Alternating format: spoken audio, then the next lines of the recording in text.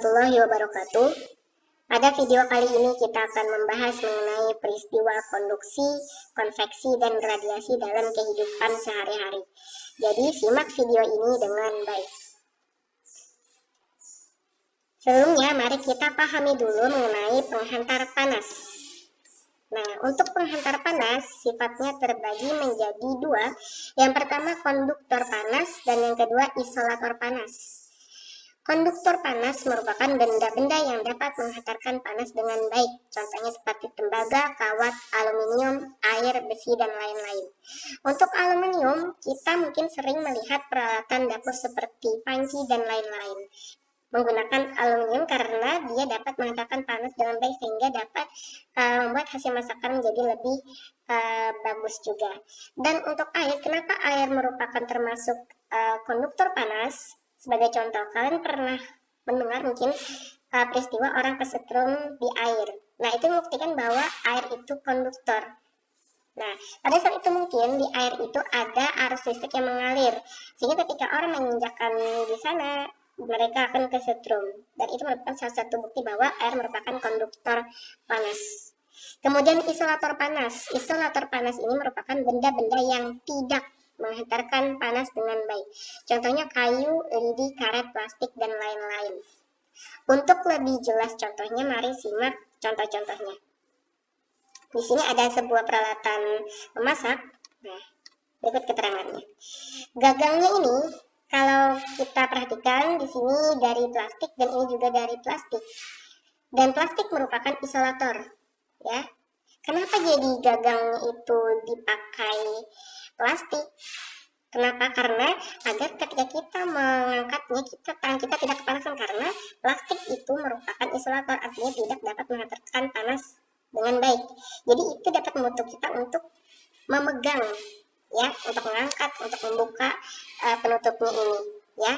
Kenapa itu konsep isolator itu digunakan di sini? Dan untuk ininya, ya, untuk wadahnya itu konduktor. Kenapa konduktor? Ini aluminium, ya.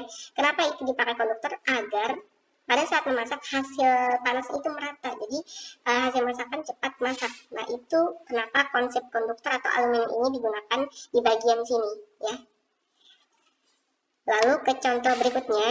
Nah, di sini juga ada satu peralatan memasak. Nah, untuk gagangnya terbuat dari plastik dan plastik isolator. Kenapa tadi dipakai plastik? Agar kita dapat mudah memegangnya dan tidak kepanasan, ya. Sedangkan bagian wadahnya untuk memasak ini terbuat dari aluminium yang merupakan konduktor. Kenapa? Agar panasnya merata dan hasil masakan cepat matang. Baik, mari kita menuju ke bagian yang pertama, yaitu mengenai konduksi. Seperti apa konduksi itu? Kita lihat pengertiannya dulu. Konduksi adalah perpindahan kalor atau panas melalui zat perantara tanpa disertai perpindahan zat tersebut. Mungkin bingung ya melihat atau membaca pengertiannya. Kita langsung ke contoh peristiwanya. Umumnya konduksi ini terjadi pada benda yang bersifat logam. Yang pertama di sini adalah besi yang dipanaskan di atas api, dan yang ini sendok yang dipanaskan di atas api. Nah, kita ke pengertian tadi, ya. Konduksi adalah perpindahan kalor. Kalor itu panas, ya. Sinonim dari panas, persamaan dari panas, melalui zat perantara. Zat perantara di sini apa? Kita kan menyentuhkan besi ini sama api, artinya itu melalui zat perantara tanpa disertai perpindahan zat tersebut. Maksudnya apa? Tanpa disertai. Kalian lihat di sini kan tidak ada yang berubah dari besinya bentuknya. Kalau di sini juga sendoknya tidak ada berubah. Jadi itu artinya tidak disertai perpindahan zat, ya. Dan peristiwa konduksi ini contohnya seperti ini. Ketika besi dipanaskan di api, maka nanti ujungnya di sini kita akan merasakan panas.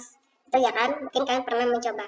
Dan ketika sendok ini juga dipanaskan di api, panasnya di sini nanti akan merambat sampai ke tangan kita. Nah, itu dua contoh ini merupakan contoh peristiwa konduksi atau perpindahan panas, ya. Dan biasanya konduksi itu dicirikan pada benda logam peristiwanya, ya.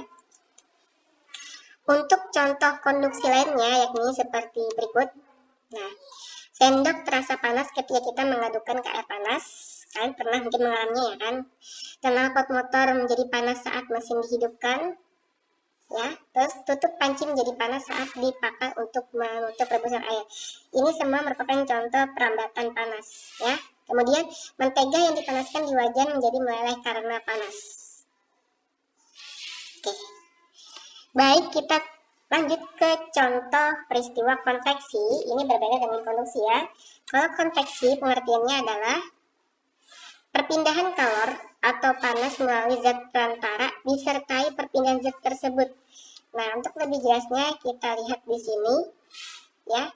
Nah, bedanya di sini perpindahan kalor melalui zat disertai perpindahan zat. Kalau konduksi tadi tanpa disertai perpindahan zat, kalau konveksi di sini disertai perpindahan zat. Contohnya apa? Seperti ini. Ketika kita merebus air, kita lihat lama-kelamaan air akan panas dan akan mendidih, ya.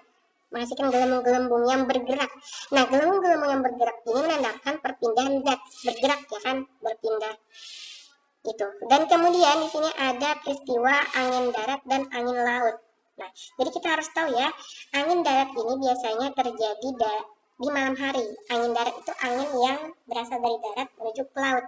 Di mana angin darat ini biasanya dimanfaatkan oleh nelayan, layar ya, untuk pergi ke laut karena angin membawa kapal mereka untuk menuju ke laut, ya.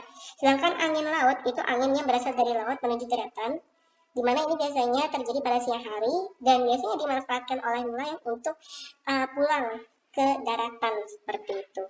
Nah, angin ini kan bergerak juga dan itu merupakan perpindahan zat, ya. Umumnya peristiwa konveksi ini terjadi pada benda cair dan benda gas. Untuk contoh selanjutnya yakni sebagai berikut. Nah, gerakan naik dan turun kacang hijau, kedelai dan lainnya ketika dipanaskan. Mungkin kalian pernah mengalami ketika kalian merebus kacang hijau, lama-kelamaan kacang itu akan bergerak sendiri ketika airnya mendidih.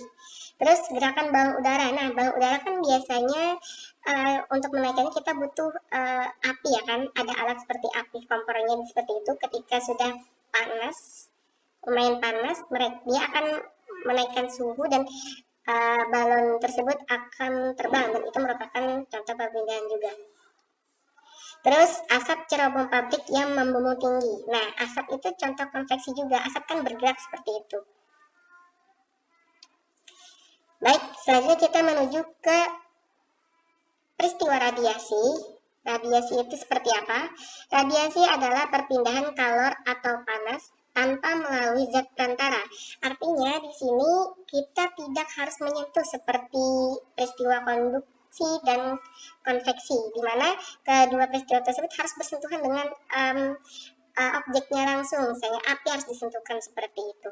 Nah, kalau radiasi ini peristiwanya tidak harus tidak langsung bersentuhan dengan sumber panasnya. Contohnya seperti apa? Nah, contohnya seperti ketika kita menjemur pakaian pada siang hari yang mataharinya terik. Kemudian ketika kita menyalakan api unggun dan tangan kita terasa panas. Nah, kedua peristiwa ini kita tidak langsung kan menjemur matahari langsung dipanaskan di matahari, enggak kan, tapi melewati pancaran panasnya. Kemudian kita menghangatkan tangan tanpa harus menyentuh apinya, tapi melewati pancaran panasnya. Dan ini merupakan contoh radiasi. Artinya kita tidak menyentuh langsung panas tersebut, ya. Baik, di sini merupakan contoh gabungan peristiwa konduksi, konveksi, dan radiasi. Nah, contohnya seperti ini. Ketika kita memanaskan atau merebus air pada panci. Nah, kita lihat seperti ini. Di sini api itu, ya, ini kebetulan nggak dikenakan ya. Jadi ini merupakan radiasi. Dan di sini ketika air mendidih dan bergerak, menggelembung-gelembungnya itu merupakan peristiwa konveksi. Dan peristiwa konduksinya di mana panas tersebut merambat di gagang ini, dan kebetulan gagang ini merupakan gagang besi, ya. Itu merupakan peristiwa konduksi. Terima kasih sudah menonton video ini. Selamat belajar dan tetap semangat.